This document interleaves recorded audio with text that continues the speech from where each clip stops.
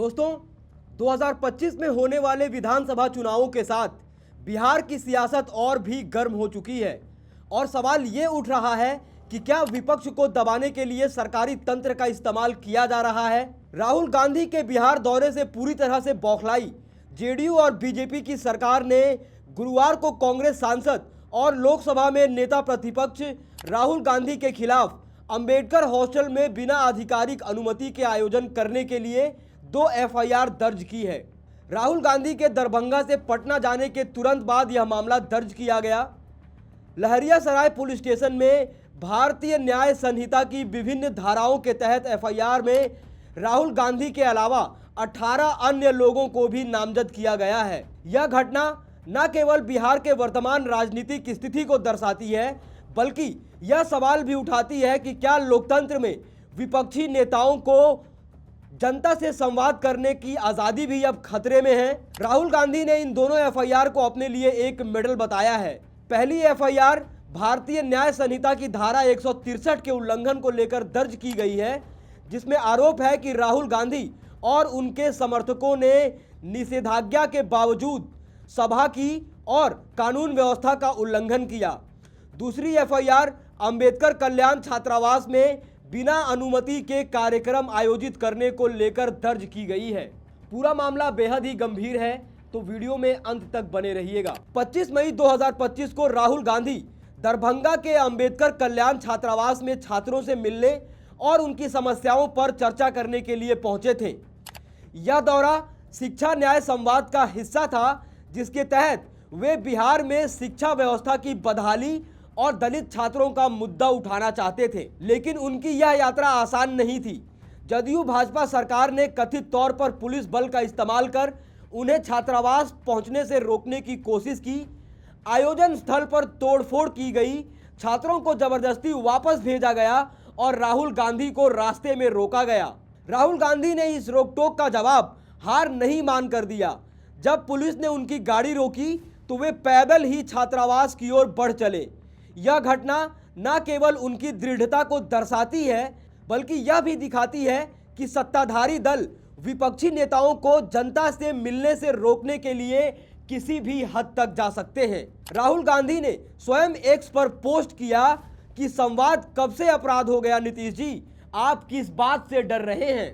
राहुल गांधी के खिलाफ दरभंगा में एफआईआर दर्ज करना इस घटना को और भी विवादास्पद बना देता है। यह पहली बार नहीं है जब राहुल गांधी के खिलाफ इस तरह की कार्रवाई हुई हो। इससे पहले संसद में हुए धक्का मुक्की के मामले में भी उनके खिलाफ एफआईआर दर्ज की गई थी। इन घटनाओं ने सत्ताधारी दल की ओर से विपक्ष को दबाने की रणनीति के रूप में देखा जा रहा है। दरभंगा की इस एफआईआर को लेकर कांग्रेस ने इसे सरकारी गुंडागर्दी करार दिया है। राहुल गांधी ने इस मुद्दे पर मीडिया से बातचीत में कहा कि मेरे खिलाफ 30-32 केस हैं, ये सब मेरे लिए मेडल हैं। मैंने जातीय जनगणना की बात की थी और कहा था कि निजी कॉलेजों और विश्वविद्यालयों में आरक्षण लागू किया जाना चाहिए। उन्होंने यह भी कहा कि उनका उद्देश्य सामाजिक न्याय की दिशा में काम करना है। यह घटना यह सवाल उठाती है कि क्या बिहार में विपक्ष को अपनी बात रखने की आज़ादी भी नहीं है। लोकतंत्र में विपक्ष का जनता से संवाद करना एक बेहद ही महत्वपूर्ण और मौलिक अधिकार है। राहुल गांधी का यह दौरा दलित और पिछड़े छात्रों के मुद्दों को उठाने का प्रयास था, जो बिहार की सियासत में एक महत्वपूर्ण तबका है। सत्ताधारी दल का इसे रोकना और एफआईआर दर्ज करना यह दर्शाता है कि वह इन मुद्दों को दबा देना चाहते हैं। राहुल गांधी की यह यात्रा और इसके बाद की घटनाएं बिहार की सियासत में कई सवाल खड़े करती हैं। क्या नीतीश सरकार शिक्षा और सामाजिक न्याय जैसे संवेदनशील मुद्दों पर चर्चा से डर रही है? क्या विपक्ष को दबाने के लिए सरकारी मशीनरी का दुरुपयोग किया जा रहा है? और क्या यह घटना 2025 के चुनावों में जनता के बीच एक बड़ा मुद्दा बन सकती है? बिहार में नीतीश कुमार की नेतृत्व वाली जदयू भाजपा गठबंधन सरकार और विपक्ष महागठबंधन, जिसमें राजद, कांग्रेस और वाम दल शामिल हैं, इनके बीच जंग सियासी चरम पर है। नीतीश कुमार की सरकार पर शिक्षा, बेरोजगारी और सामाजिक न्याय जैसे मुद्दों पर विफलता के आरोप लग रहे हैं। खासकर शिक्षा के क्षेत्र में जहां छात्रों को बदहाली का सामना करना पड़ रहा है और जनता में असंतोष बढ़ रहा है। दूसरी ओर महागठबंधन सामाजिक न्याय और संविधान की रक्षा जैसे मुद्दों को उठाकर दलित, पिछड़े और अल्पसंख्यक वोटरों को लामबंद करने की कोशिश कर रहा है। 2025 का चुनाव बिहार में सत्ता और विपक्ष दोनों के लिए करो या मरो की लड़ाई है। नीतीश कुमार की विश्वसनीयता पर सवाल उठ रहे हैं क्योंकि बार बार गठबंधन बदलने से उनकी छवि को गहरा नुकसान पहुंचा है।